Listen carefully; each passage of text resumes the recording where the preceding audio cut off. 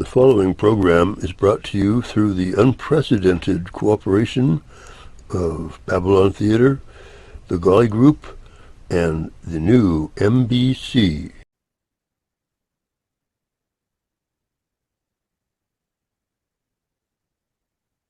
Hi there. Just a little introductory music for the show. It's written specially for us by Axel. And it's called A Man Called Oval Theme. Quite a creative thought, I thought, anyway. I just want to tell you a little about the building we're in case you need to go for a restroom or refreshments. Restroom is right down the hall there to the right, or to the left. Yeah. And the refreshments are right down there to the left, I think. Anyway, they usually have some wine and some cheese and chips and capos and caters.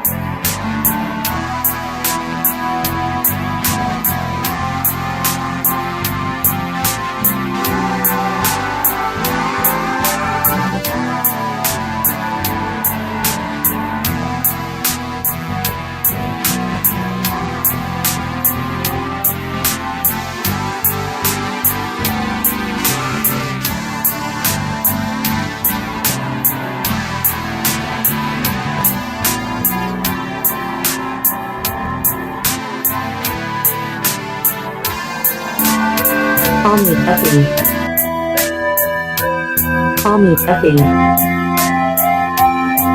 Peppy. A man called Oval.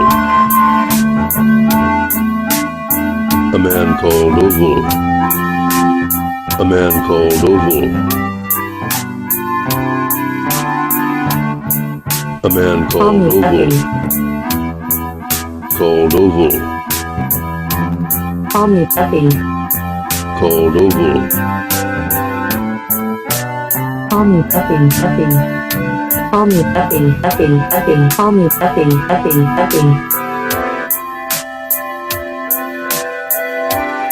A man Peppy. called Oval.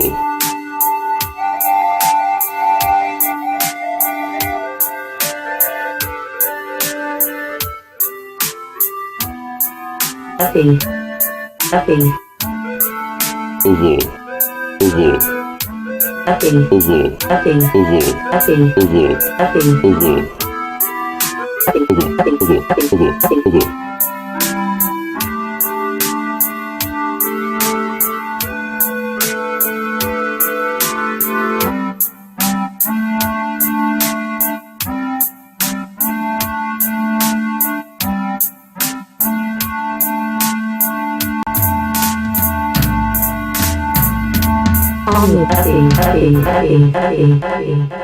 AxelMundiPress brings you Greg, reading from his 2015 book, A Man Called Oval. You can call me Effie. Our first day on the road was a day of exhilaration. We had decided we would be in no hurry about getting to Houston, Kansas, mainly because we had no idea what we were going to do when we got there. That is why we headed north. We intended to drive a long and winding road towards our future and wait for it to meet us somewhere along the way. It did. It was Sunday, July 25, 1976. Having had a great breakfast with plenty of coffee at our favorite coffee shop, the Village Inn, and having filled our thermoses with more coffee, we set Ralph to cruise mode, as it were, and set our sights on Idaho. We smoked several bowls of the marijuana that the folks had given us, and were feeling fine.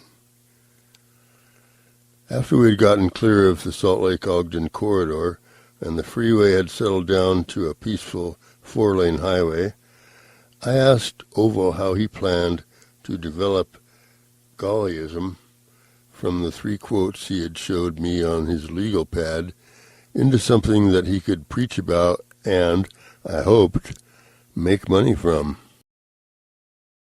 Gall was his given name, began Oval, taking on the tone of a preacher, as he steered the bus along the highway, heading north on I-15 toward Idaho. He didn't become Golly until after his meeting with the great man in the desert. The great man, I asked? Was that someone like Ralph the giant from that story? No, the great man was Gall's version of God. He actually didn't believe in God, but he had to have some way to relate the experience of conversion in the desert to his fellow Nazarethans when he came back. I don't know what you call people from Nazareth. You should look it up, I said. So the great man did a van conversion for Gall in the desert? Oval looked at me and broke into laughter. Come on, work with me here. I'm just trying to play devil's advocate, I said. You're going to be asked these questions if you tell this story to the world. Okay. Gall went into the desert looking for answers to life's nagging questions. He may have been affected by the heat. I don't know. But anyway, he heard a voice telling him things, and so instead of calling it God, he called it the great man. Not the great woman? He couldn't have called it the great woman? No. All right, look, I'm sorry, dear, but Gall was not a feminist. He was just a regular Jewish guy, and he was only about 16 at the time. And it's okay, dear, I said. I'm just giving you a hard time. Oval stared at the road for a minute or so, quietly. I understood then that what he was doing was very important to his plan. He was starting to formulate a legend, a myth about this prophet Gall, of whom we only knew from 3 short footnotes. I sat quietly for a while, looking at the scenery we were driving past. We were in the mountains, approaching the town of Logan. After a few minutes, I said, Is there any more you can tell me about Gall right now? Oval responded immediately, as if his mind had been working steadily as he drove. His family were poor folk who lived off the land. In fact, they lived completely off the land on the Sea of Galilee, on a beat-up old houseboat which they tied up at the low-rent dock. From there, Gall's father would take a small rowboat out into the water and cast his line. I think you are casting a line, I said, laughing. What is this Sea of Galilee? I thought it was Galilee. No, that is a long-standing error, Oval said. It's Galilee, and it wasn't really a sea anyway. It was a lake. But lake was not popular with biblical writers. Sea was the way to go. Gall was named Gall by his parents, obviously, and because of the fact that he was born near the shores of the Sea of Galilee. If it was the Sea of Galilee, he would have been named Gal.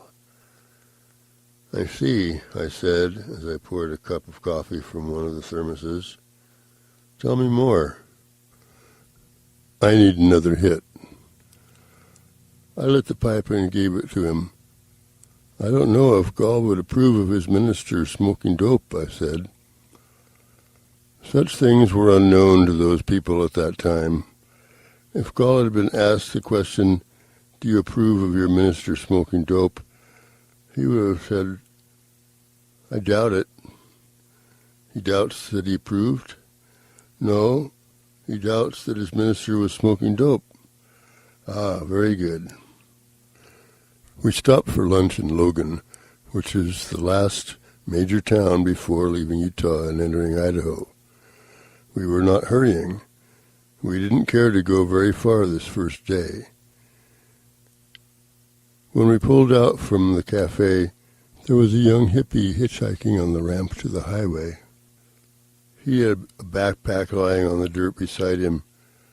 His face was obscured by a wide-brimmed floppy hat. "We should pick him up," I said.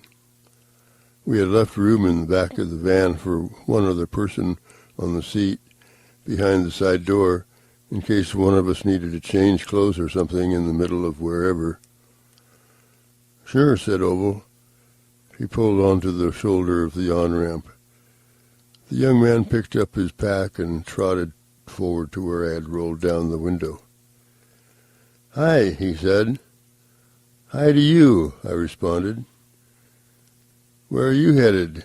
we both said to each other at the same time. We laughed. "I'm just going anywhere," he said. "Well, we're going in that general direction," I said. I noticed then that he looked to be about 16. "We can get you a little way towards there." "Thanks," he said enthusiastically. He pulled open the side door of the van and lifted his pack ahead of him as he climbed in, sat down on the narrow seat, and then closed the door. Ralph rumbled back onto the pavement, and we entered the highway at the typical 30 miles per hour, which the bus could muster by the end of most on-ramps. At only about 50 horsepower and loaded with all our possessions, Ralph took a while to get up to speed. I turned around and looked back at our hitchhiker. "I'm Effie," I said. "Oval," added Oval, looking in the rearview mirror. "I'm Gal," said the young man. "Gal?" I repeated as a way of remembering the name. "It's short for Galvin," he said. "That's interesting," I said, glancing at Oval. "We were just talking earlier about the name Gal." "Oh, yeah? Cool." There were a few moments of silence. "Why were you talking about the name?" "We were discussing the Sea of Galilee," Oval said, "and whether the correct name was Galilee. It had to do with someone named Gall." "Far out," said Gal. He turned his head to the window for a little while and appeared to be studying the landscape passing by.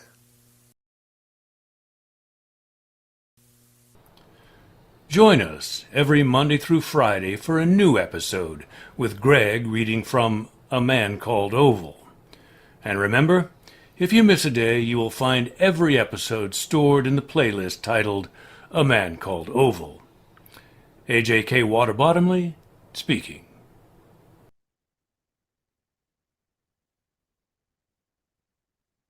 Well, thanks all. That's about the end of the official program here tonight.